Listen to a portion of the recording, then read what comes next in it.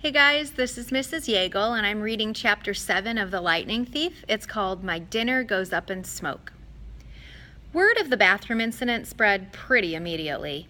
Wherever I went, campers pointed at me and murmured something about toilet water. Or maybe they were just staring at Annabeth, who was still pretty much dripping wet. She showed me a few more places. The metal shop, where kids were forging their own swords. The arts and crafts room, where satyrs were sandblasting a giant marble statue of a goat man.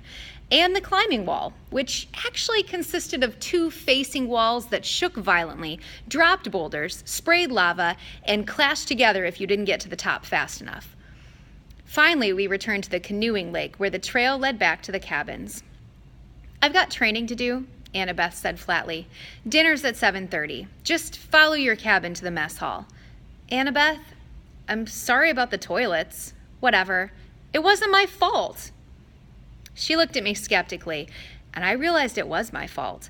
I'd made water shoot out of the bathroom fixtures. I didn't understand how, but the toilets had responded to me. I had become one with the plumbing.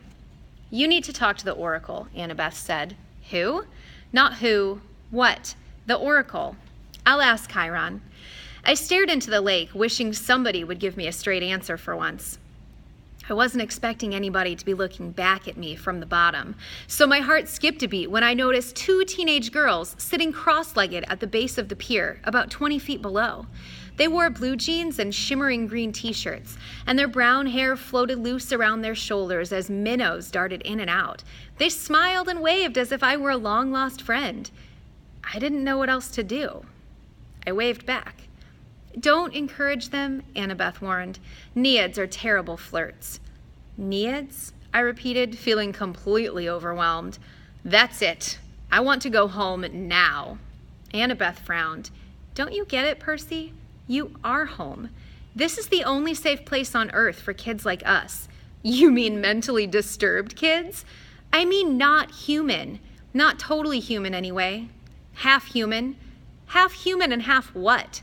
I think you know." I didn't want to admit it, but I was afraid I did. I felt a tingling in my limbs, a sensation I sometimes felt when my mom talked about my dad. "God?" I said. "Half God?" Annabeth nodded. "Your father isn't dead, Percy. He's one of the Olympians." "That's crazy. Is it? What's the most common thing gods did in the old stories? They ran around falling in love with humans and having kids with them. Do you think they've changed their habits in the last few millennia? But those are just..." I almost said myths again. Then I remembered Chiron's warning that in 2,000 years I might be considered a myth. "But if all the kids here are half gods..." "Demigods," Annabeth said. "That's the official term. Or half-bloods." "Then who's your dad?" Her hands tightened around the pier railing. I got the feeling I'd just trespassed on a sensitive subject. "My dad is a professor at West Point," she said. "I haven't seen him since I was very small. He teaches American history." "He's human." "What? You assume it has to be a male god who finds a human female attractive? How sexist is that?" "Who's your mom, then?" "Cabin 6. "Meaning?" Annabeth straightened.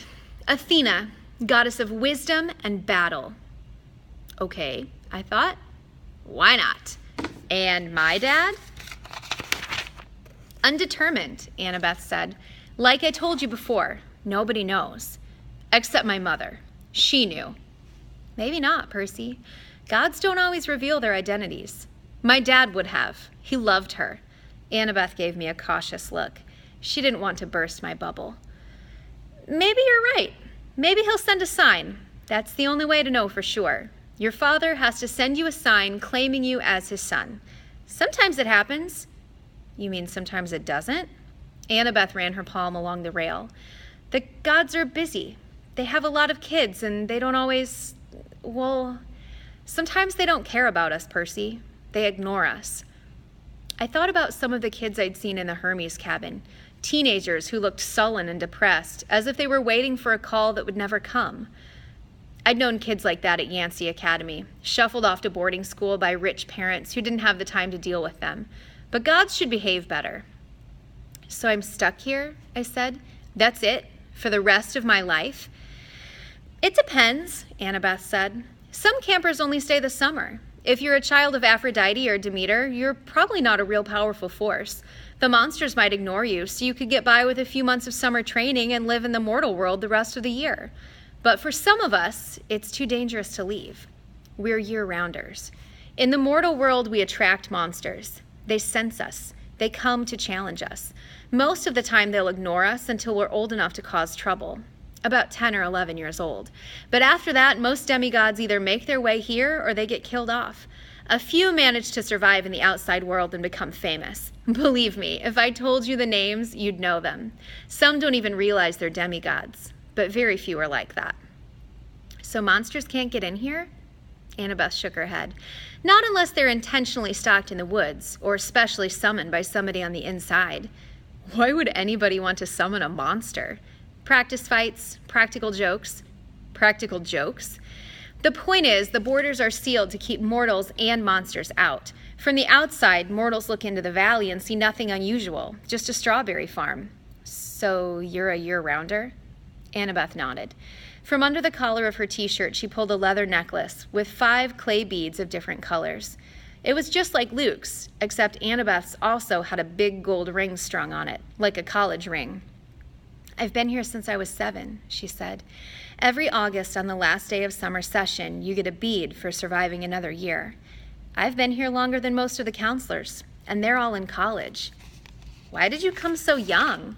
She twisted the ring on her necklace. None of your business. Oh. I stood there for a minute in uncomfortable silence.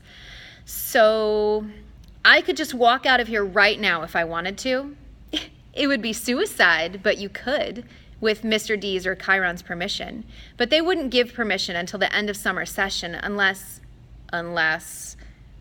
you were granted a quest. But that hardly ever happens. The last time, her voice trailed off. I could tell from her tone